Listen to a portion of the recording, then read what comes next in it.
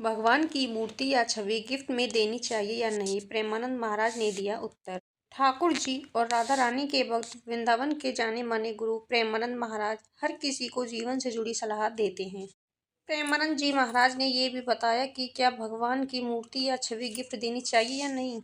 प्रेमानंद महाराज कहते हैं कि कोई भेंट में भगवान या प्रभु की मूर्ति दे दे तो नहीं देना चाहिए, क्योंकि ये प्रभु का अनादर है। प्रभु को घर लाना यानी उनकी सेवा करना। अगर हम भगवान की सेवा ही नहीं करेंगे तो ऐसा करने से इष्ट देवता नाराज हो जाएंगे। आगे प्रेमानंद महाराज कहते हैं कि इसलिए अगर कोई भगवान की मूर्ति या छवि भेंट में दे तो उनको पहले प्रणाम करें और फिर वापस कर दें। फिर प्रेमानंद महाराज कहते हैं कि अगर उतनी ही ठाकुर जी की मूर्ति रखनी चाहिए जितनी की तुम सेवा कर सको। इसके अलावा कार्ड वगैरह पर भी भगवान की छवियां नहीं छपवानी चाहिए।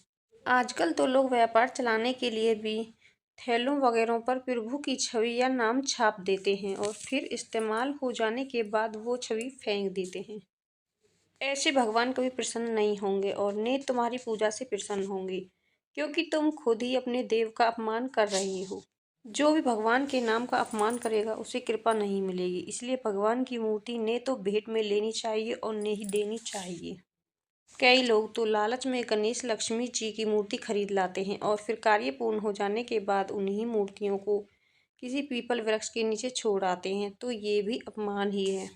अगर भगवान की मूर्ति खराब हो गई है तो उन मूर्तियों को जल में बहा दें या जल के आसपास एक गड्ढा करके या फूल डालकर एक छोटी सी समाधि बना दें।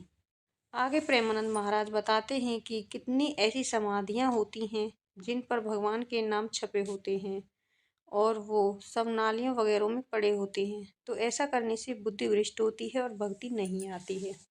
भक्ति के लिए उचित है कि हम भगवान को विराजमान करें और फिर उसकी आराधना करें।